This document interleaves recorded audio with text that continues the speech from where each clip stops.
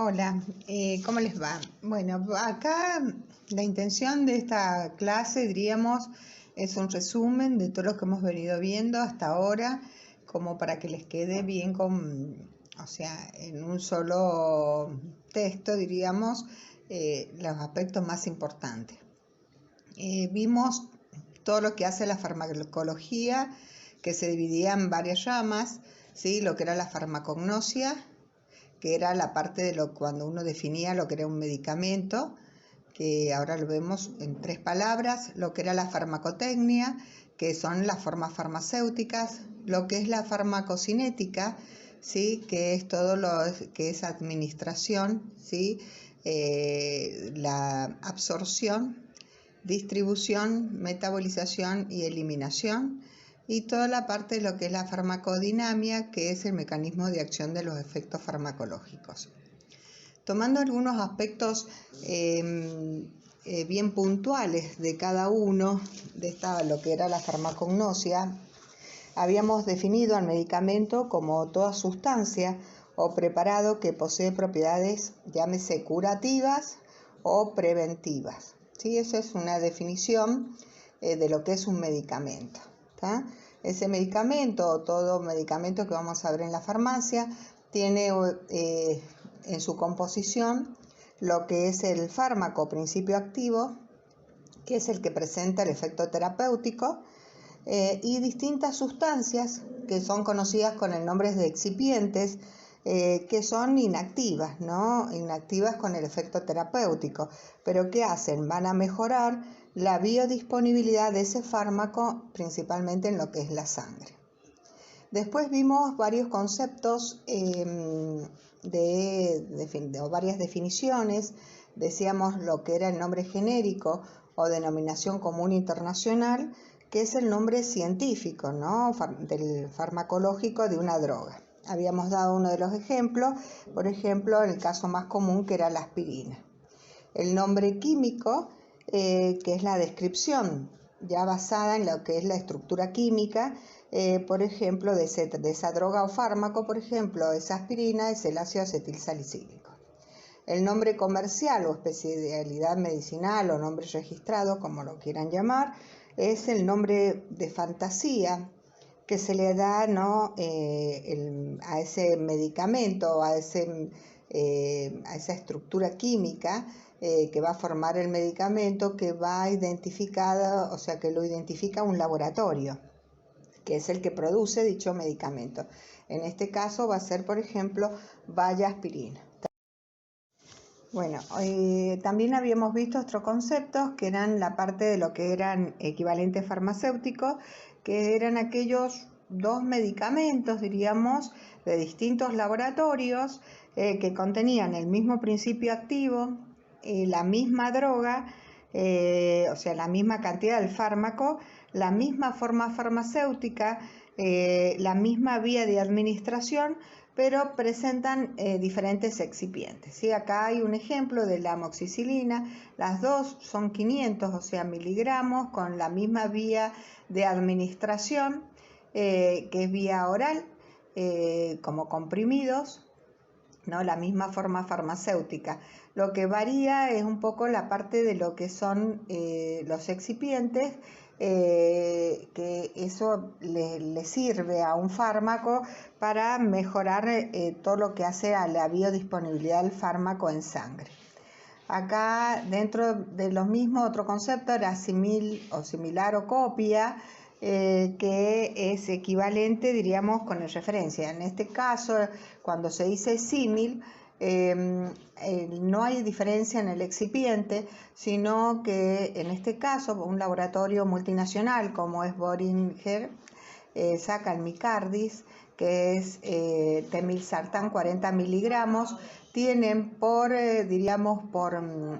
ley varios años, entre 3 a 5 años, para comercializarlos solos, y luego en el caso del laboratorio ELEA, que diríamos tiene una copia o un símil, que es la misma droga, con el nombre de Bertel. ¿Sí? Esas serían las 2 diferencias de los medicamentos. Con respecto a las formas farmacéuticas que vimos.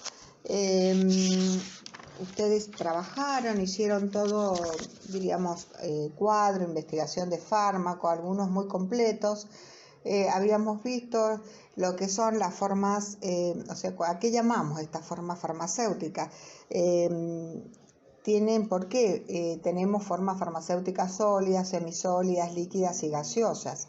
La función o el objetivo es facilitar la administración al paciente, incrementar también la seguridad del tratamiento, la aparición, diríamos, de la respuesta y hacer que los fármacos sean más eficaces, ¿no? Por eso depende la forma farmacéutica. También va a depender para facilitar la posología, ¿sí? Y la aceptación del paciente teniendo en cuenta las características organolépticas, principalmente si son de vía oral, ¿sí? Que es el sabor principalmente y la textura de esa forma, de ese medicamento. Vimos cada una de ellas, diríamos en polvo, granulado, en las formas farmacéuticas sólidas, cápsulas blandas y duras, tabletas, comprimidos, supositorios y óvulos, formas farmacéuticas semisólidas, las pastas, ¿sí? Pomada, cremas, jaleas, todos los emplastos. Las líquidas, que son, ahí tenemos los inyectables, jarabes, emulsiones, suspensión, colirio, y luego las gaseosas, que estaban los aerosoles y los inhaladores. O sea que esta forma farmacéutica, entonces el propósito siempre es facilitar la administración del principio activo y que ese principio activo se libere en el momento y lugar para lograr una mejor absorción. Después, dentro de lo que eran las vías de administración, ¿sí? Teníamos la vía oral del medicamento, también la vimos bastante, sublingual, aérea, rectal, genital, la tópica, que es cutánea, oftálmica, óptica y nasal, y la parenteral, que son toda la parte inyectable, intradérmica, subcutánea, intramuscular, intravenosa. La idea, o sea, acá yo les puse otra, pero bueno, esto no me voy a detener porque tienen toda una clase con cada una de las indicaciones, ventajas y desventajas de cada una de esas vías de administración del medicamento. En esta parte, o sea, hubo una relación que veíamos entre las vías de administración y la forma farmacéutica, que tenían el propósito, ¿no?, de que sea liberado ese principio activo en el momento más indicado. Después, en esa relación que veíamos la vía de administración con la forma farmacéutica, teníamos que para una vía de administración oral teníamos los comprimidos, cápsulas, jarabes, suspensiones. La administración rectal y vaginal, obviamente que como forma farmacéutica va a ser supositorios, enemas y óvulos. Para la administración tópica, pomada, geles, lociones, parches, colirios, gotas nasales, gotas óticas. Para la administración parenteral, inyectable. Para administración subcutánea, intramuscular, intravenosa. Y para la administración inhalatoria, aerosoles y nebulizadores principalmente.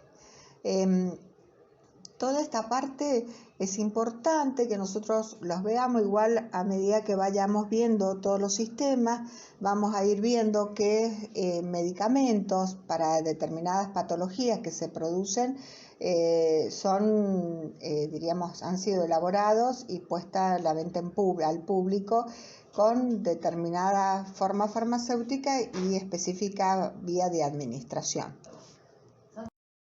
Otro de las clases que vimos era la farmacocinética, que forma parte de esa farmacología que estudia el paso de los fármacos a través del organismo, ¿no?, en función del tiempo y de la dosis de cada uno de los componentes, que ahí interviene el proceso cuando por esa vía de administración ingresa al organismo.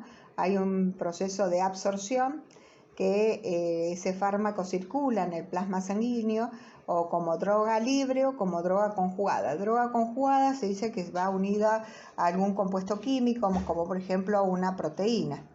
Luego en el plasma puede metabolizarse, diríamos principalmente en el hígado, se metaboliza, pasa por el hígado y puede haber una transformación a un compuesto similar, pero por ahí está más preparado para que luego sea eliminado a través de las vías de excreción o para que pueda actuar, mejorar su mecanismo de acción y pueda actuar y cumplir su acción farmacológica, ¿sí? Entonces, ¿qué pasa? Ese medicamento se absorbe, circula entonces ese principio activo, esa droga, por el plasma sanguíneo, pasa por el hígado, se produce metabolización, una parte va al sitio de acción, cumple la acción farmacológica, puede quedar en algunos depósitos tisulares quiere decir en los tejidos, y luego se va a eliminar con alguna de las vías de excreción, ¿tá? Había otra de las filminas que teníamos acá, que es la liberación del fármaco, como en las distintas vías de administración. Luego se produce la absorción, ¿sí?, que llega a la sangre, al plasma sanguíneo, y luego se produce la distribución y metabolización para cumplir su acción, y luego la eliminación, ¿sí? La eliminación son las vías de excreción que vieron, que principalmente la vía urinaria, diríamos la vía renal o la excreción renal es la mayoría, diríamos la principal vía de excreción. Puede haber una vía de excreción biliar y fecal, que es por materia fecal, por pulmonar, generalmente todos los anestésicos que son volátiles, ¿no? Líquidos volátiles y gases, como el alcohol, va a eliminarse a nivel de vía pulmonar o a través de la leche materna, en la excreción láctea, y otras vías que son las menos, diríamos, vías de eliminación no tan importantes, pero sí se puede producir un poco secundaria, que es la saliva, el sudor, las lágrimas, la piel y los pelos.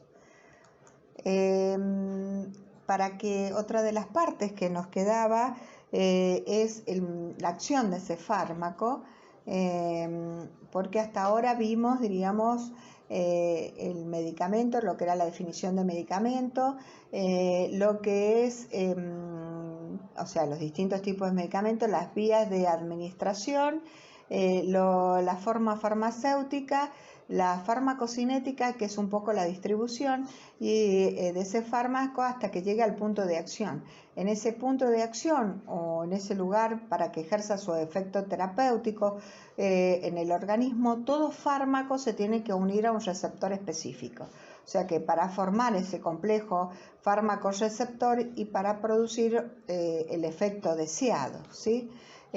Nunca un fármaco va a cumplir su acción si no se une a un receptor específico, ¿sí?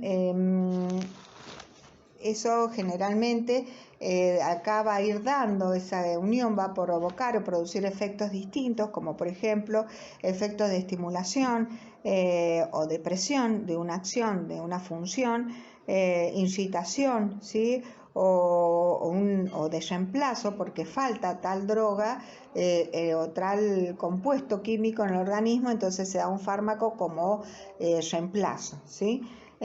O una acción antiinfecciosa, y generalmente en la mayoría de todos los sistemas va a ver que eso lo vemos ya un poco más adelante cuando vamos viendo cada uno de los sistemas cardíaco, respiratorio, digestivo. Vamos a ver que siempre va a haber un fármaco con una acción agonista, o sea que va a cumplir un efecto, y con una acción antagonista, que significa que va a ser contraria a la función.